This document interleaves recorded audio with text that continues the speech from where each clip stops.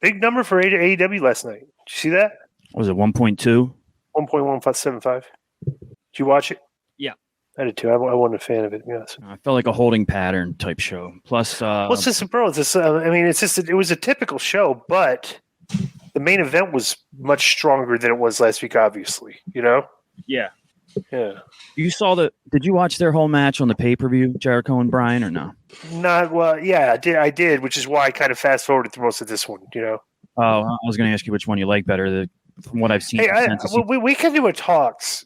If you want to talk about the subject, because I don't know this. I don't know the details of the story very well, but I can read this. We can read the story and then discuss it as for talks. Is this the Suns owner? Do you see this? Konnan, can you hear me? Huh? Okay. What order do you want to go into? You want to do Raw or AEW first? I would say Raw because it was the first show. All right. We got no Billy, so we just got an ad Raw. We got to talk UFC. Right. And get some and just go over maybe a couple of the top games of the NFL, our predictions. Right, for sure. Yeah. Konnan, did you watch Monday Night Raw? Yes, I did. Okay. Joe, what was it? The number, I think, it was down. Because it was the first week of Monday Night Football. Yeah, of course it's going to be down. It's going to be Monday Night Football. We expected that. Yeah. Yeah, but just from I think, let me look this. 1.710 million. Okay, so 1.7. Down now, 16.75%.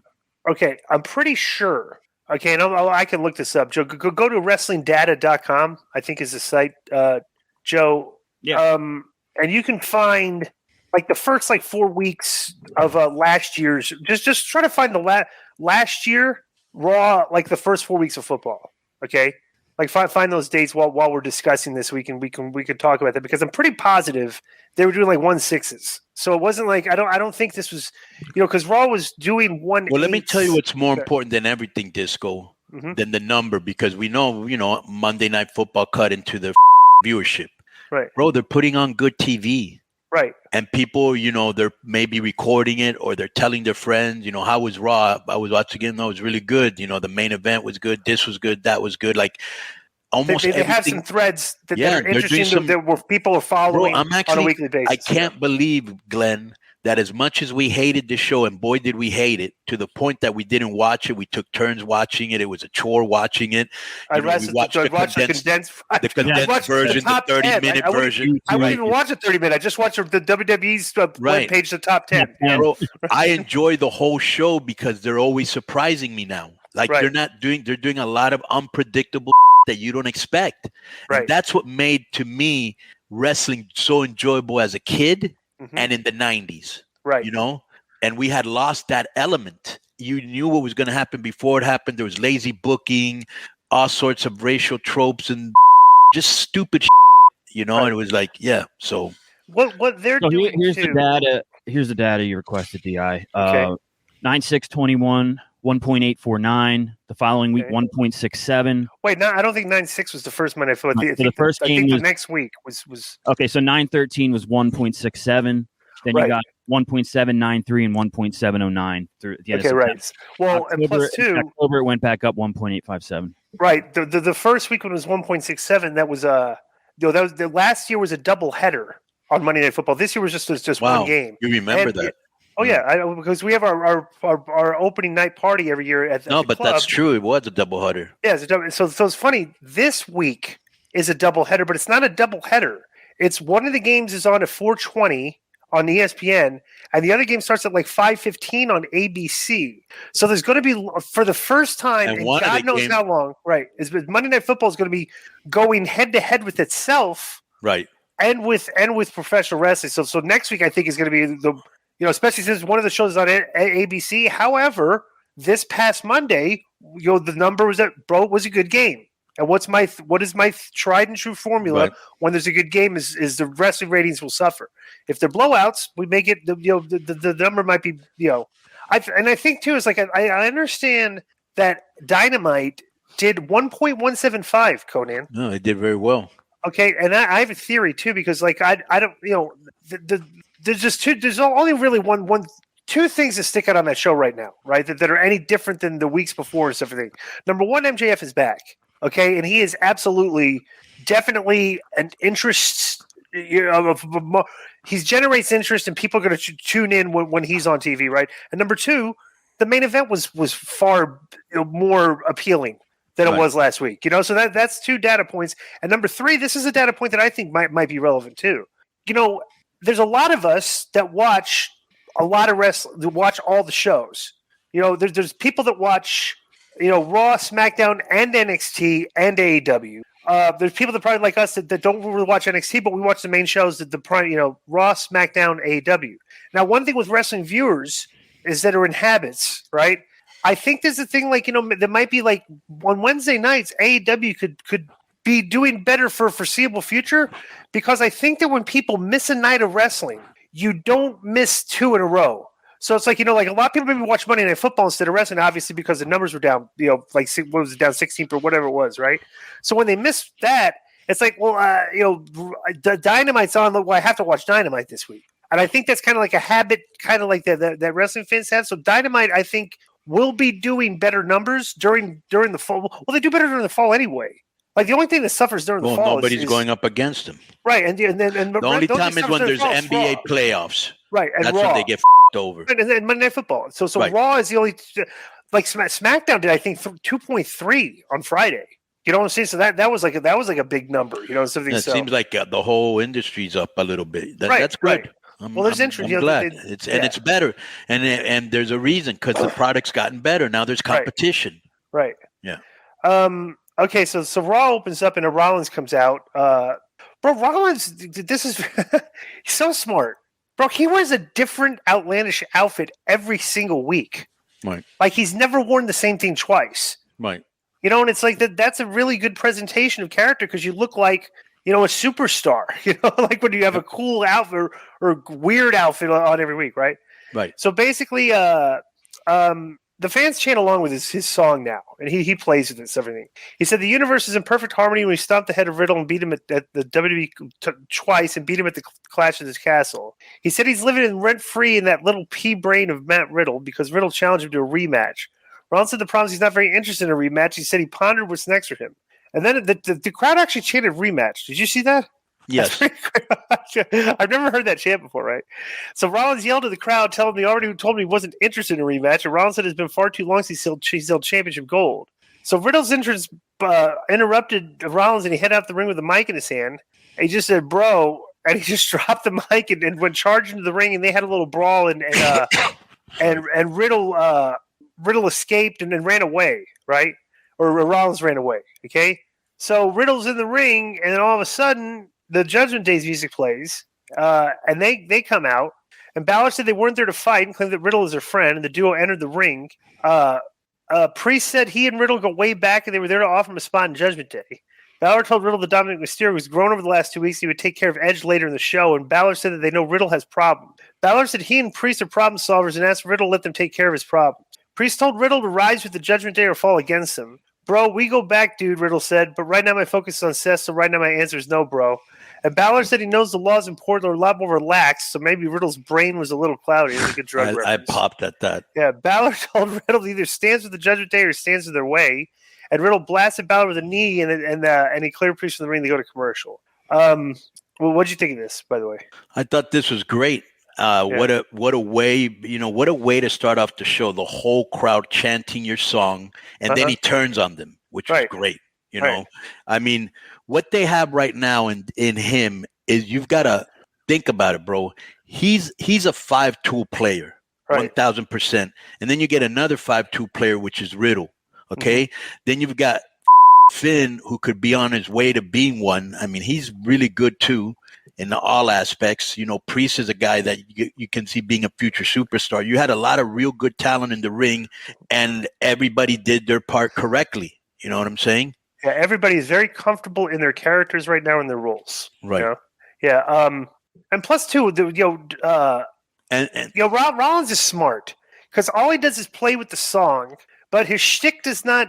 Yeah, but think about this. You could try to get pops from the crowd with the mic, and he doesn't try. Let me tell you why I like to give him credit, because you and me used to bust his for all sorts of from not selling his knee to not selling his ribs, the coming off as hokey with the Seth freaking Rollins and the intellectual architect, and all this other stupid doing and the weird voices he was doing, you know, and the eye for an eye angle, all this whack he was in, bro. And he turned it around to just be a guy that, you know, he's must watch TV. You know what I'm saying? He's just a good, yeah. He's the best player. Yeah, he's a great worker too. Right. Yeah. So they come back from the break and they made a match out of this. So it was Riddle versus Balor. Riddle took control and Balor ended up at ringside. Priest got in the way. Did a moonsault on him. Balor put Riddle down for a 2 count. Rey Mysterio attacked Priest at ringside and chased him away. In the ring, Riddle hit a GTS and a suplex at a bridge. Riddle went on top for a floating bro, but Balor put his knees up and Balor dropkicked Riddle in the corner and then went up for his finisher, but Riddle avoided it. And Riddle put Balor down with a draping DDT. Riddle played to the crowd and then struck the Viper's pose. Then Seth came out, back out and distracted Riddle, which caused Balor to distract him and put him down in the 1916 in the coup de grace. 13 minutes and 15 seconds. And after the match, Rollins entered the ring and performed the curb stomp on Riddle to get his... Bro, they keep giving this guy heat, you know? So it's like, it's good stuff. So this has furthered all the storylines here. You know? This is a great opening, furthered storylines, furthered character developments. You talk about another great player that just got added. You get Rey Mysterio in the mix. The only thing I didn't like is that, you know, he just came out of nowhere and was just beating up Priest, and he just was selling. He looked so small next to him that I would rather have him hit him with a chair and then beat him up. Right. What else did or he could have, like, you know what, a good way to would have started this was if, like, Ray had, like, drop kicked him from behind in the back into the ring post. Right. Something, but like, you said, but he just coming right. Yeah. So, and let me just also say this. I said this the second week that Hunter took over, and obviously it's more than obvious now. The one thing Hunter is really doing, and obviously he probably got this from NXT because it has so many high quality matches, is almost all the matches are really good, except that I don't like that they're long, because this match was really, well, the match that's coming up was really good, and they had another match that was really, you know, like, that's his MO. You know, if I'm going to give you a match, it's going to be good. I'll tell you the only thing I would agree with you, but philosophically, I can see where they're coming from with the longer matches. Is like, bro, like perfect example. The AEW matches are too long because the character development interview stuff, I think, are way too short. Okay, nothing of character development wise, interviews or anything they do on the show is too short. Right. Like, every character has something to say that narrates a storyline or talks about their character, you know, whatever they do. So, you know, bro, it's like I'm saying, it's hard to write a lot of stuff in 3 hours of weekly TV. Like, this show doesn't, you know, the matches are still kind of long, but there's something to them. They're not flat.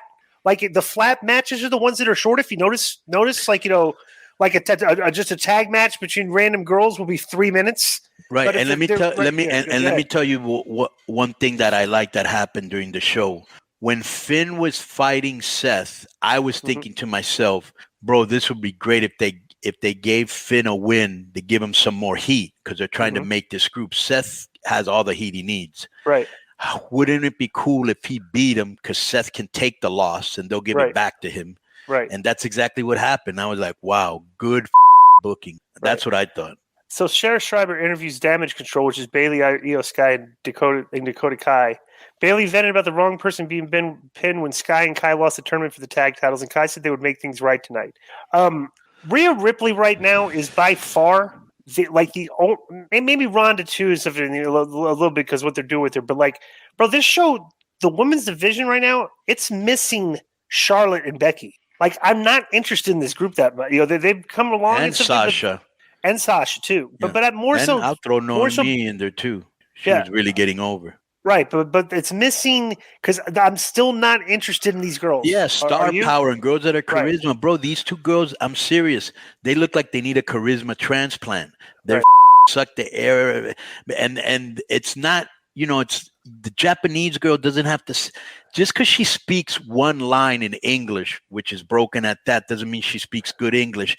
And it's not necessary for her to speak Japanese all the time either. Like, that must be a running gag backstage that all the Japanese girls must say something in Japanese as if A, we understood, and B, as if it was funny.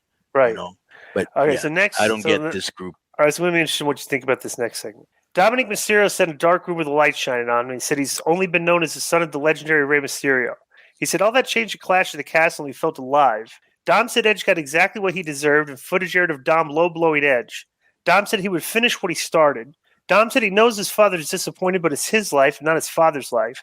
Dom said Rey should look in the mirror and ask himself why he never got to know him. He said that for such a tiny man, Rey casts a large shadow. He's done living under it. Then Rhea enters into the scene and whispers in Dom's ear. Then Dom looks back in the camera and addresses his father and said he's not your baby boy anymore. He's a man. Then Dom stood up and walked away, and the camera went to Rhea, and she was smiling. What did you think of this? I thought this was great because it showed a dimension and a part of Rey Mysterio we hadn't seen. And I told him that he was getting too stale with his dad and he was going nowhere. And really, bro, I was really amazed. And I was like, because I gave him a couple, obviously I give him tips every now and then, but I was like, how were you able to channel that? Because I remember one of the people I told him he should channel was a heel Eddie. And he told me that he went to Edge's house, that he lives in Asheville, North Carolina. I don't know what the he's doing there, but probably his wife lives there. That late, yeah, they live there. Yeah, right. And so he went there for a couple of days, and I gave him some pointers. And then I said, "Well, who produced this?" And he said Michael Hayes and some producer I've never heard of. But I thought this was very, very well done. Well, this is interesting. We give that little tidbit because I want to give you Powell's point of view on this. Right. Great stuff. I could be mistaken, but this felt like something that Paul Heyman produced. Right. wrong. That's how good it was. That's a hey, kudos to Michael Hayes and that other guy, but that was really good. It's just always good. What do you think? Bro, like I've said from the get-go, Dominik's body language and facial expressions are far more heelish and far more convincing as a heel than it is a baby face. He looked like he has the facial expressions that make you want to smack him in the face. Right. Which is good. It's like exactly. Yeah, you cocky little right. Exactly. You little Generation Z prick. Right. Your dad helped you. Your dad gave you the name. Your dad raised you. Your dad brought you in the ring when you were a little kid, and you do this to him. It's a great storyline, bro. Right. It's great, and this is what they're doing so well. That something I adhere to in Mexico all the time is you want to mix a little bit of fact with storyline. Right. Where they don't know where one begins and when the other one ends. Right. So backstage, Austin Theory had a promo say Gargano's first opponent would be a close friend. He introduced Chad Gable, went with Otis. Said Johnny wrestling after night. The only thing anyone is going to know you is Johnny Shush. This did not make it to Hulu, by the way, so I did not see this interview or the Johnny Gargano match. So, so next is this was weird. They had advertised that Raquel and Aaliyah was going to be wrestling Io Sky and Dakota Kai for the tag titles, but I think they've been announced for like a couple weeks. So I was confused of why Raquel and Aaliyah wrestled on Friday night against those two girls. That was completely unnecessary. The fact that these girls were going to be wrestling on Raw on Monday, or maybe they just want to keep featuring them on both shows because they're the WWE Tag Team Title champion. They're the title holders. So, but I'm not interested in this. Got a minute. Fast forward to the end. The finishing sequence was actually looked pretty. That move, the backstabber, destroyer backstabber combo, and hit her with it. That actually looks pretty good. But she took a really exaggerated bump on it. But Io Sky and Dakota Kai won the match. Did you watch this match? Yes.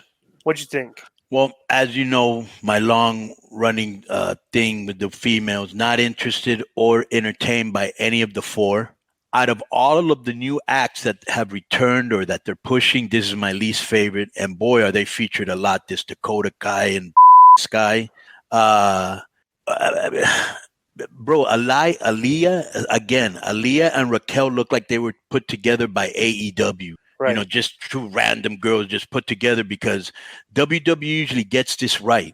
Right. What an odd, no chemistry having combo, and let me just throw in this last little thing. The name Damage Control, not a fan of the name, the faction, the crew, anything, bro. They're not entertaining. Right. Yeah. Maybe they're giving maybe they just feel that they have to use Aaliyah on TV. Why? Because she's Indian. Okay, like because I she didn't is know Indian. she was Indian. All right. She is, isn't it? Joe, look that up. I'm pretty sure she's Indian. Okay, but I could be wrong. But maybe because they don't have a lot of Indian characters on the show, and that is a pretty large demographic, right? And they feel I get that. Well, here's maybe what they think is because she comes across her work is kind of weak. We need to put her with the big girl, so she doesn't get jobbed out every week. You know what I'm saying? Like she could sell in a tag, be the weak part of the tag and make the hot tag to the big girl. And like I don't know, I'd be fascinated in finding out what the she's always taking the pin. That's for damn sure. Right. So, but the thing is, I'd wonder what the creative conversations were like leading to this. Well, like who was it will make much more sense once we know her nationality. What is it, Joe? She's Syrian and Iraqi, but she's from Toronto, but she's Middle Eastern.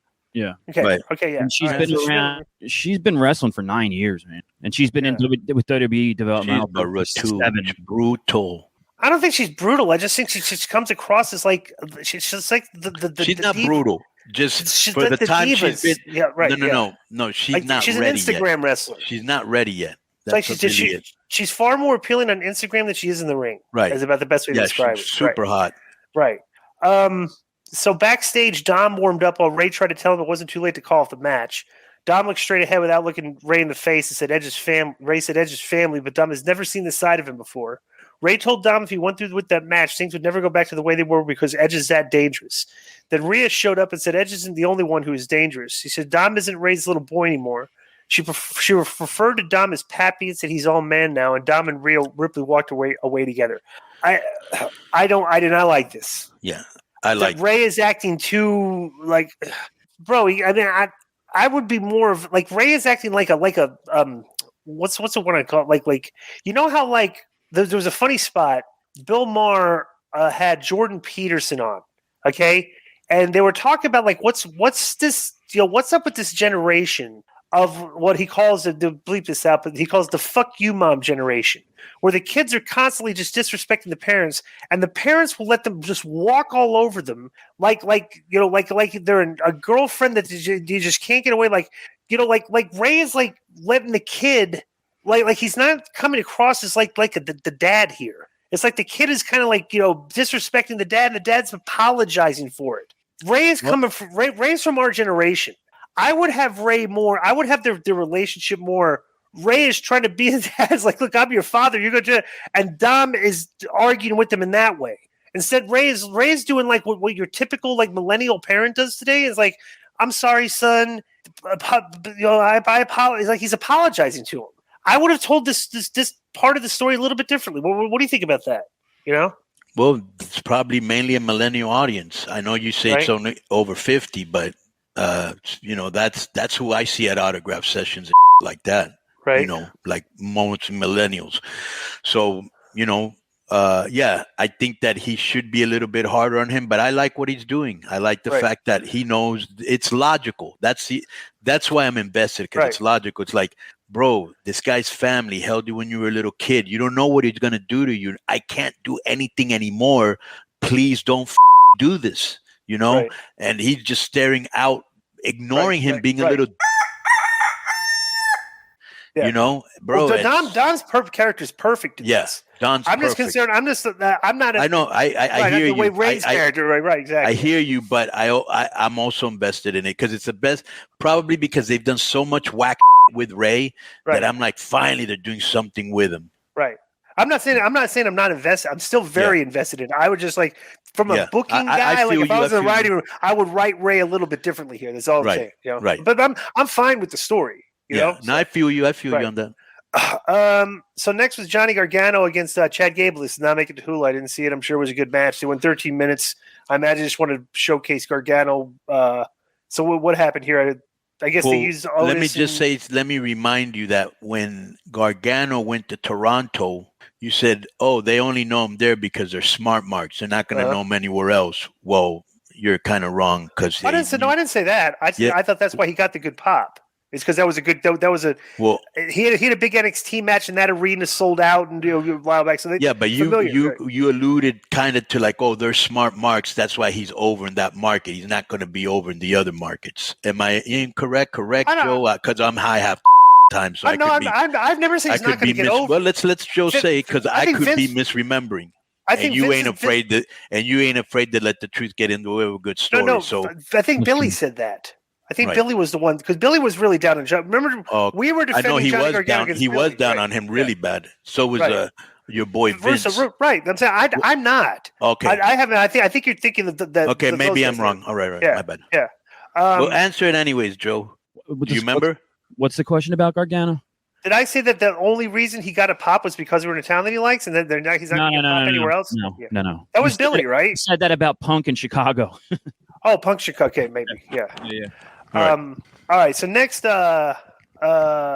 great match. Oh, so this was a great, bro. You're talking about a guy that was in the Olympics 8 years ago, won a gold medal.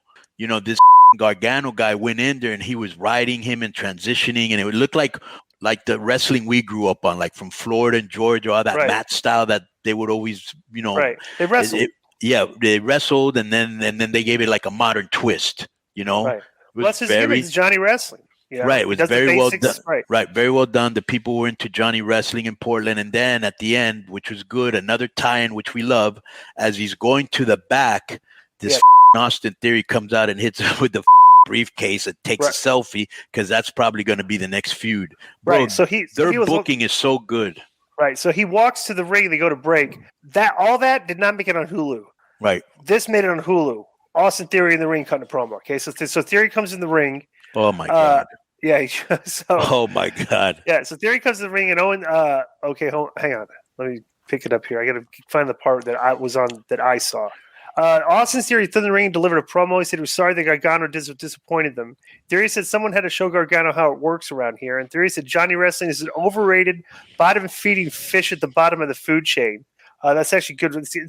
His character's pretty good, too, because he's like trying to big-time everybody, right? Kevin Owens comes out, the crowd chanting KO as he stood on the stage. Theory said he's sick of people like Owens ruining his moments, and Theory ran through some of his usual lines. Owens said everyone has heard it all over the last few minutes. Owens recalled telling Theory that he was the handpicked future of the company. Owens said that may have been the case, but that's not the way things are done anymore. Owens said he and Gargano don't look like Theory, who interrupted and said no one looks like him. Theory said he's done more in the last 5 months than Owens and Gargano have done in the last 5 years. Owens is getting pretty aggravated here and said statements like that just show how much of a delusional jackass he is. Owens entered the ring while talking about how Theory had the biggest accomplishments handed to him. He said he couldn't blame Theory because he had the world championship handed to him on a silver platter. Because Owens said the comparisons between them, and he's talking about himself, by the way, because he got the championship. He actually admit that he got the championship handed to himself, so he can't blame Theory for what he's doing, which is a good line, right? Owens said the comparisons between them and there, and between them there, and couldn't be more proud of that. Owens said there were hundreds of chiseled guys that came to WWE like Theory, and they fizzled out. Owens said you can count on one hand the guys like him and Gargano have made it to the main event. Owens said he and Gargano are 1 in a million. They're the heart and soul of the business. Owens said people like Theory the appendix of the business because they're completely disposable. Owens said Theory may be different, but he's watching me. He doesn't think he has what it takes to be the future of the business. Theory tried to speak, but Owens told him to make his own moments, leave everything in the ring. Every time he sits in front of people, he had a lot of passion when he was saying this, by the way. Owens shoved Theory and said, that's how you become the future and the face of WWE. And he shoved him again, and KO chant broke out. You'll never be like me, Kevin, in really not condescending way, Theory said. And Owens said talking sensitive Theory didn't work, but maybe this will. He slapped him in the face. Then they traded punches, and the referee ran out for a pull-apart. And Owens caught Theory with a boot to the face, and a group of producers came out and pulled Theory to ringside. Then Owens dove off the apron under Theory and continued working him over, and Owens tossed Theory inside the ring. He tried to hit him with the briefcase, but Owens ducked it and went for the stunner, and Theory powdered out, and he was bleeding from the nose. And Owens said, I broke your nose, and that was just the beginning, bitch. Bro, this is how a brawl is supposed to look like. Right. This is, the AEW wrestler should take, bro, because like if the AEW, if you like grade this like brawl and pull apart, like I give it a B+, or like you watch the ones at AEW and they're D's or D- compared to because bro, they were throwing smoke. He punched him he hit him with a live round and bust, the blood in his nose. That's how that's supposed to look. And the people were with it. Yeah. And bro, and now you have to include Owens in that upper echelon of great promo guys in our business that, albeit some of their promo styles are different from MJF to Kevin Cross to Chris Jericho to Moxley. I mean, he's up there with those guys. Paul Heyman, he's great. That was great. Konnan, he's very convincing what he's saying. Go ahead. Did you pick the cold open for this week? That's it. Okay, thought so. Right. Okay, so NXT did a good number on Tuesday too. Did you see that? Yeah, I know. Yeah, I guess. Yeah. Okay. So I want to watch it to see why. All right. So Raw Women's Champion Bianca Belair made her entrance. She said she will always have a target on her back as champion. She said she called for an open challenge since she's the EST of WWE and can't work her. She asked if there's anyone backstage who want a piece of her, and Sony made her entrance. Oh my God, Smith said on commentary. Really, Jimmy?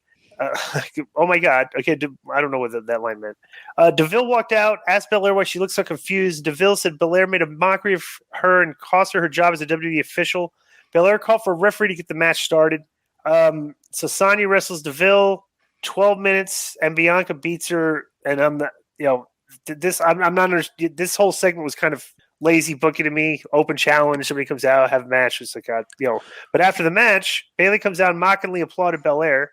Let me see. Okay, Bayley recalled saying that Damage Control would take control of the entire division. Her team winning the tag titles just beginning. Bayley accused Belair of having a big fat ego, and Bayley said Belair wouldn't be able to sleep at night until she gets her in the ring. Bayley said she hadn't wrestled in over 300 days, but still able to pin her. And Bayley said they would have their match when the time is right. And Belair placed the title belt on the mat. Dakota Kai and Io Sky climbed on opposite sides of the ring and entered the ring along with Bayley. And Bayley threw forearm shots, but she was quickly outnumbered. Then Asuka and Alexa ran out, and they cleared the ring of the heels. So this... there's not much to this. This is just setting up 6 women's, and I'm not interested in this. Well, what about you? I like Bianca a lot because she's charismatic and she always wears really hot outfits and she looks like a star and she acts like a star and she's uber athletic and she learned really quick. And I like everything that this girl has done. What's her name? Sonya Deville. She's good on the mic. She wrestles good. I mean, everything they've given her to do, she's done very well. But this was not a good match. And They really didn't have really good chemistry. And then to really top it off at the end, again, Asuka's got to come out during a run-in and act like she's got epilepsy or all those dorky mannerisms that she makes. So it's hard to take what they're doing seriously. You know what I'm saying? Well, let me tell you what would invigorate this, right? The heels should start in their promos. Like when they have these promos with these 3-on-3, the heels verbiage should be trying to pit the baby faces against each other. Because one of them's a champion, the other two don't have the belt, right? Whatever the spin you do off that, the Bayley should try to make them more antagonistic against each other. Like, why don't you want the top? Why are you standing with the champ? Why don't you stand with us? Don't you want that belt? And throw those things in there to make it more interesting, because this is just a flat 3-on-3 angle to me. There's no substance here. Unless I'm missing something. This is what I would do with these girls. I would actually have, what's this guy's name? Bray Wyatt come back as the Fiend, but he came back from an alternate universe with super duper powers. And he's got kind of like a Merlin's hat on, like a wizard type thing. And he comes back and he just appears in the middle of the ring, and all of a sudden you see this door, and when you open the door, all you see is like the galaxy, okay? And he invites Damage Control and Omos and every other act that we don't like, Aaliyah, all those acts and he pushes them into an alternate universe, never to be seen again, and closes the door. What do you think about that? It's more interesting than what this is. All right, so this next segment did not make it to Hulu, and I had no idea this happened until I'm reading it right now. But our boy Omos is back, and he wrestled Cash Marazi and Ryan Toombs in a handicap match and beat them in 40 seconds. So it's just right back to where he was before. You know what though? They may have been picked up on your idea, bringing these giants back for Braun Strowman to go through. Right, that's what they should do. And let me tell you another thing about this match. Really, Disco, he's been there 2 years. Does he need to be in a squash match? I know, that's what I'm saying. And the best part of the act is MVP, and he didn't talk. I will say this for him. He does look more toned, like he's getting a little bit more. Was he wearing the same? What was he wearing to the ring? He was wearing like a black wife beater with a chain. And I just wish Braun would come out, destroy him, and then Braun gets hit by a truck. Nothing. Ryan Toombs. That's Piper's real last name. Yeah. Well, his son wrestles. I'm just trying to figure out if that's his son. Where did this come Ryan from, who? Joe? We're not even talking about that. No, Disco said Ryan Toombs was one of Omos's opponents. That's why I'm. Wait, who? What?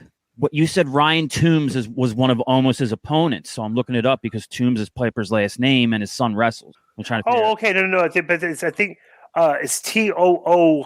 This was TOMBS. That's Piper. Oh no, TOM. Okay, I got you. Never mind. Yeah. It's not Piper. Two O's. Right. Piper's two O's. Yeah.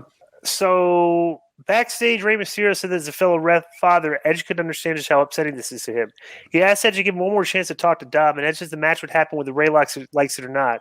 I apologize now, Edge said before walking away. So basically, said he made a good line. Bro, I like that. Because he said this has to happen, and you know it. Right. He says, I need to whip some sense into your kid if you're not. But you're not doing it, right? So exactly right. Your idea is what he's doing, and then he even says, "Who better to do it than me?" Right. That was. I thought that was great. Right. Yeah. So Kevin Patrick caught up with Seth Rollins in the backstage area to announce his recapped his early attack mode on Riddle. Rollins asked how many times you would have to stomp the head of Riddle until he figured out you can't miss if you want to test the face of Raw. Lashley showed up dressed as a suit and took issue with Rollins referring to himself as the face of Raw. And Lawler he goes, you got wearing this. He goes, the one color you don't have is gold. And then Rollins, this was a good line. He says, you MMA guys don't think, and question how many brain cells that Lashley had left. And Rollins challenged Lashley to put his title on the line next week on Raw to find out who the real face of Raw is. Let's fight about it, Lashley said. So they got set up for things. This is actually a pretty good verbal confrontation. Because Rollins is really good in this, and so is Lashley. What do you think? Yeah, and Lashley always looks fly with everything he wears. He always looks, you know what I'm saying, very distinguished. Yeah. Okay, now this segment also did not make it on Hulu, and I'm kind of upset that it didn't because it sounds interesting. Footage aired from earlier this week of Miz being interviewed at his home in Los Angeles. His daughters ran up to him and then started playing a nearby piano. Miz ushered them out of the room, and Marie showed up, and Miz said she looked incredible, and Miz said they had 5 minutes until the interview started. Miz asked if she was comfortable leaving, and she spoke about how they have guards, an alarm system, and dogs. Marie's headed out, then Miz scolded the production crew for wearing shoes inside his home. Miz started venting to the production crew that how he had extra security last week, and Dexter Lumis was still able to do what he did. The crew member asked what Lumis did, and Miz said he didn't want to talk about it and told the crew to leave. Miz opened the door and walked out with Maurice, and he opened the SUV door for Maurice and told the crew that they better not be there once he returns. And Miz and Maurice drove away, and a camera from outside the house showed Dexter Lumis inside holding up a drawing of Miz and his family. What did you think of this? Because this reads like, Well, bro, Miz... was he entertaining this? Well, first of all, his crib is ridiculous. So if you're in the business... Well, so they quit from the show. They got the show. So people I've never seen the show. Right, okay. So... if you're in the business and you don't want to make the money Miz is making, why are you in the business? You know, the belts and the fame and everything else. Right. So, bro, that guy's done very well. That's a very nice house. Okay, right. Kudos to him because he's a great talent. Right. Let me tell you what they did so well here. And this is why, bro, I'm just falling in love with the product again. You know, when you know, there's been really no horror movies because Stacy's a horror movie fiend. So I have to watch every horror movie ever made or that comes out and they all suck and they're not scary. Mm-hmm. But what they do during the whole movie is they put like dramatic music and they do little jump cuts and they try to scare you and you're thinking, oh my God, he's going to be there. He's going to be there. You know what I'm saying? Mm-hmm. They kind of did this here because he kept mentioning Lumis. So you're thinking, so when he walks into the room, you think, oh, he's going to be in the room. When he's sitting by the window, you're thinking, oh, he's going to appear in the window. When he got in his car with Marcy, you're thinking he's going to be in the car. And he didn't show up for anything. And then at the very end, they show him sitting inside his house with a picture, you know, drawing of all four of them. Right. Now it's like, wow, that was very well done. Right. Because you're thinking, where's Lumis? Where's Lumis? Where's Lumis? They didn't even show him. Right. Boom, there he is. Right. Kudos for that. Okay. So next is the main event, Edge versus Dom. Remember I mentioned you this? Yeah. Bro, the start of this match is great. Like I said, Dom is a good bumping heel.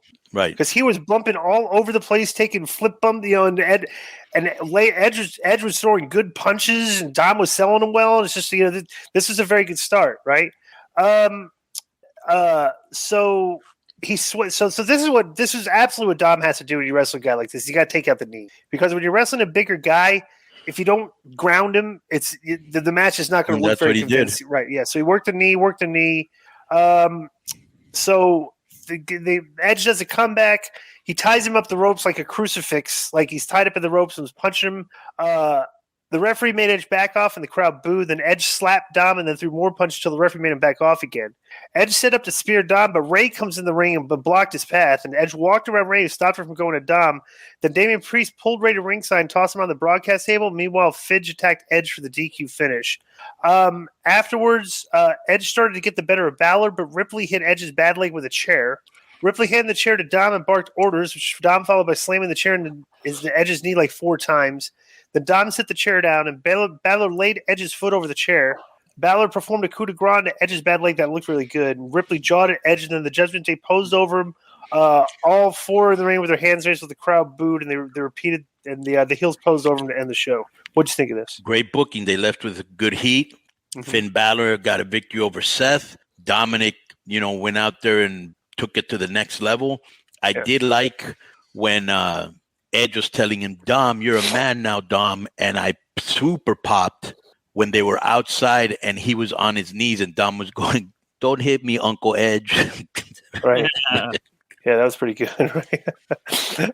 This is pretty decent. I like this. Yeah, I think everything except for the women and the fact that almost like you have nothing for this guy. That's a squash match.